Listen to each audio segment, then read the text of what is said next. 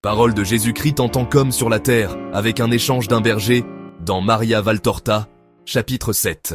En vérité, je vous dis qu'il va venir le jour où, comme le dit la parole inspirée, Dieu dira « Je n'ai pas besoin du sacrifice des agneaux et des béliers ». Et il exigera un sacrifice unique et parfait. Et à dater de cette heure, tout sacrifice sera spirituel. Mais on a dit déjà depuis des siècles quel sacrifice préfère le Seigneur.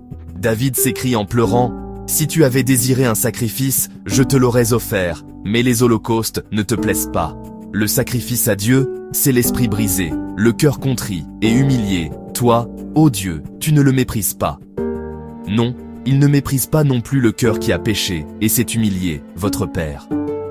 Et alors comment accueillera-t-il le sacrifice du cœur pur, juste, qu'il aime? Voilà le sacrifice le plus agréable, le sacrifice quotidien de la volonté humaine à la volonté divine, qui se montre dans la loi, les inspirations et dans les événements journaliers. Et aussi, ce n'est pas la lèpre de la chair la plus honteuse et qui exclut de la vue des hommes et des lieux de prière, mais c'est la lèpre du péché. Il est vrai qu'elle passe bien souvent ignorée des hommes.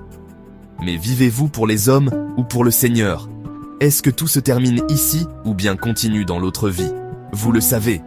Et alors soyez saints, pour n'être pas lépreux aux yeux de Dieu qui voit le cœur des hommes, et gardez-vous purs dans votre esprit pour pouvoir vivre éternellement.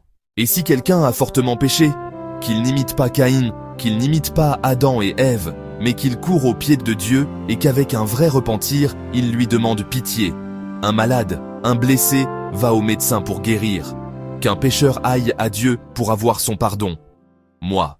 Commentaire succinct. Ce moi est le Seigneur Jésus-Christ. N'hésitez donc pas, ou plus. Un seul peut vous pardonner vos péchés.